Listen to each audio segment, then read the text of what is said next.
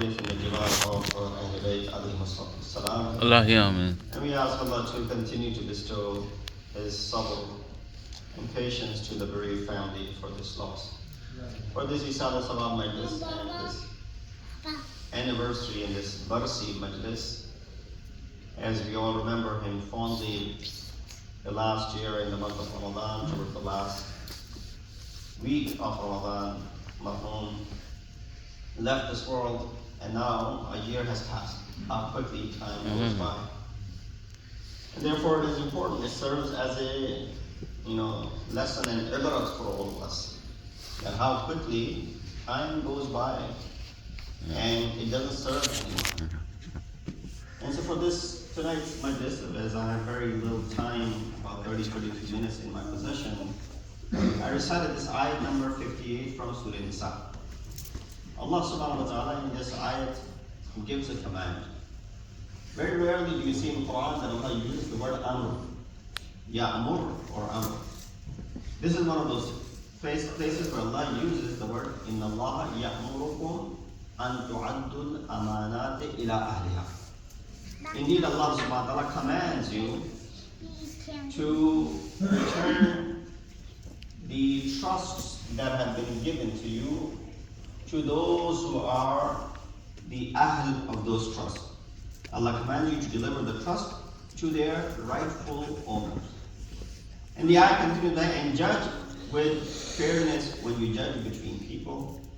Excellent indeed is what Allah gives as an advice.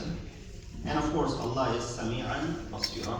Allah hears everything, and Allah sees everything. When this ayat was revealed, the Sha'n al-Nuzul of this ayat, as mentioned in Tafsir al-Tabarsi, is that after the conquest of Makkah, Rasulullah, when he came near the Kaaba, and we had mentioned in the Tafsir of Surah Tawbah that we've been discussing, that there was a group, there was a tribe that was responsible for keeping the keys to the Kaaba.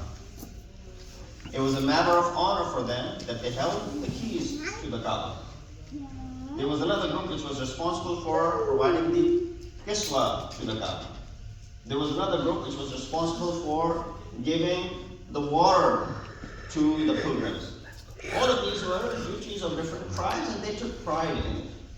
And hence there was a group that was responsible for keeping the keys and the door keys to the Kaaba. And therefore it would be a matter of honor for some of you to have the keys to the masjid. Even if it be the real or the honorary, but nonetheless it would be an honor. And therefore this group had the honor. Rasulullah called upon one of the individuals who was the leader of this group, Uthman ibn Talha. And he said, give me the keys. Uthman, of course, handed over the keys to Rasulullah. Muslims have taken over the entire Makkah. Now they have the authority, so he didn't have any problem handing over the keys. Rasulullah took the keys with Amir al-Mu'mineen, went inside and broke all the idols and removed all the idols that were inside the Kaaba. And once he was done cleaning, removing all of these idols from inside the Kaaba, here Rasulullah's uncle Abbas tried to use his relationship with Rasulullah, said to him, oh Rasulullah, can you give me the keys to the Kaaba? At this point, Rasulullah could easily give it to him. This man asked, Abbas asked, but Rasulullah, instead of giving the keys to Abbas, who was also related to Rasulullah, Rasulullah's uncle for that matter, instead returned it back to Uthman ibn Talha and gave the honor back to him.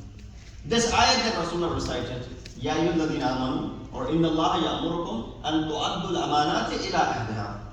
Allah subhanahu wa ta'ala has commanded that you return the trust to those who deserve it.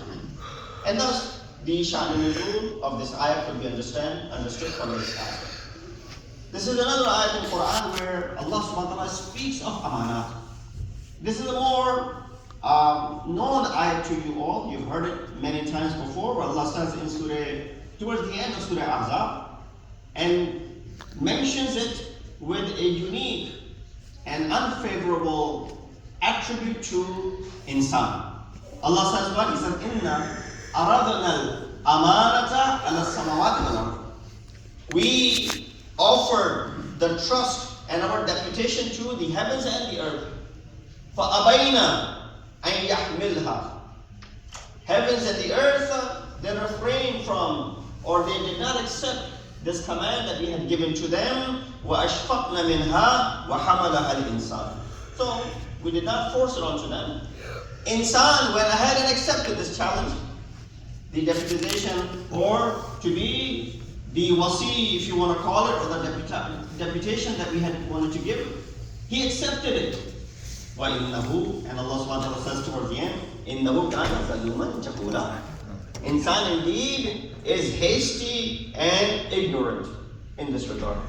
Now what is this ayat talking about? This ayat itself regards in-depth analysis as to what was the amanah, number one, that Allah was trying to give to the heavens and the earth.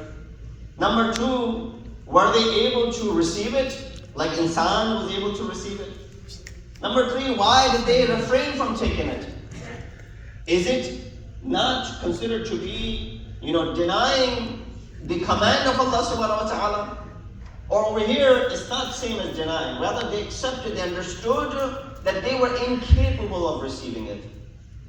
Kind of like when Allah subhanahu wa ta'ala said to the angels that, إِنِّي جَعَلٌ فِي الْأَرْضِ خَلِيفَةً, that I'm selecting Adam to be my Khalifa. Right away, the angels said what?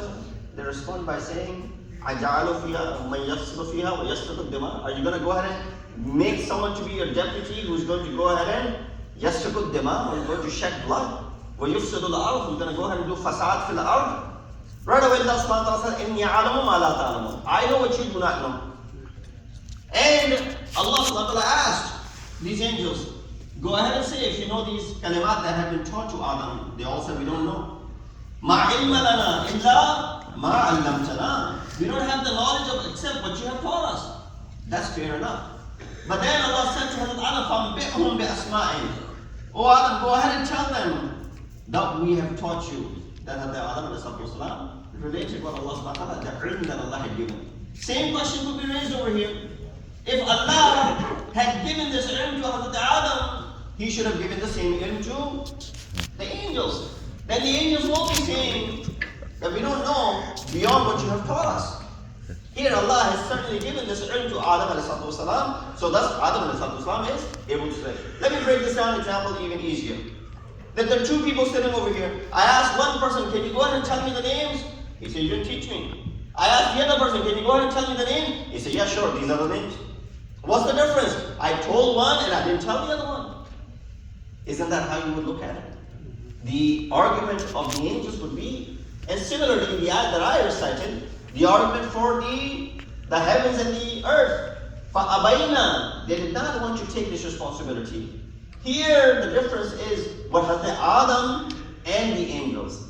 Angels were not capable of this ilm. While Hazrat Adam was capable of this ilm.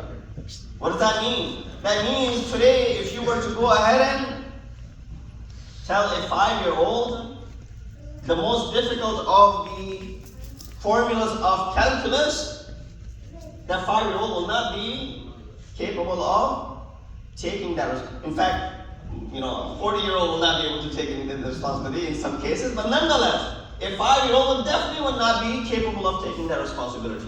He said, I don't know what you're telling me. A 40-year-old might search here and there and find out the formula. Therefore, you see the difference between the two. The ilm that Allah is providing to Hazrat Adam, he has the capability of receiving that knowledge. Angels did not have that ability. Hence, Allah subhanahu wa ta'ala gave it to the one who deserves it. Same thing is over here. فَأَبَيْنَا, the heavens and the earth, they refrained from accepting this responsibility. Why? They were afraid of it. They realized that we are not capable of this risala, we are not capable of this deputization, and hence they refrain. This is not going against the command of Allah subhanahu wa ta'ala, nor did Allah punish them for that. Rather, this is acknowledging your limitations. This is the case with us as well. If a person comes to you asking a question, and if you do not know the answer, the best answer is to say, I don't know, instead of feeling ashamed that I do not have the answer to the question the person is asking. Someone came to Molana Sudin, and he asked him a question. He said, I do not know. The man responded by saying, you have such a big amama on your head and you don't know the answer? Mullah removed the amama from his head and he put it on top of that man's head. He said, now you carry this amama, let's see if you can answer the question as well. Allahumma salli ala. Let me bring you to what is this amanat. What is this amanat? There are 17 different amanat that I mentioned. Of course, I don't have time to get into all of those amanat. I will only be focusing on one amanat, and that is your parents. But just for the argument's sake, so you can do your own research as well and look into these ayat and the tafsir, which is beautifully mentioned. One of the amanat are divided into two parts in Islam. One is the acts of worship, and number two is your wealth which you are entrusted with.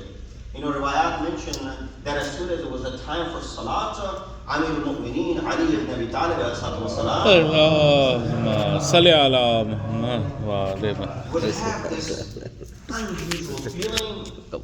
Imam would be trembling, the face complexion would change as he would stand in front of Allah and to stand in salah. People would say, oh, why are you behaving like this, acting like this, or this halat that is coming upon you, this condition upon you? Imam said, this is the amanat which Allah has given to us. This is the amanat which heavens and the earth refrain from accepting. Allah subhanahu wa ta'ala gave it to Hazrat Isa. That is the amanat which is being referred to. So, from this riwayat, you can understand this salat becomes that one of the amanat of Allah subhanahu wa ta'ala. But they all can be confined into number one, which is the acts of worship, and number two, the monetary trust or the financial trust that you and I are all aware of. We all understand the concept of amanat. Amanat is that if I give something to you to keep for a while as a safety, as something that I'm traveling, for example, so I'll leave this with you. What do I expect? That upon my return, you're going to return this amanat back to me as is, without causing anything, damaging it, or so that it loses its value, for example. If I left with you a certain amount of money, what am I expecting? The trust of a mu'min towards another mu'min is that they should return this amanat fully, the way they had promised. Where does the khiyanat come? When I come back and you say, by the way, some of the money was lost. By the way, this car that you left with me got damaged. By the way, this house that you entrusted the keys to me was vandalized, for example. Or this broke, or that broke, or that broke. This is all called khayanat, and you and I are all aware of the concept of amanat and khayanat. Here, we just need to look at it from the aspect how religion speaks, what these amanat are, and how Allah subhanahu wa ta'ala says, أَن تُعَدُّ الْأَمَانَاتِ إِلَىٰ أَهْلِهَا. So number one, the human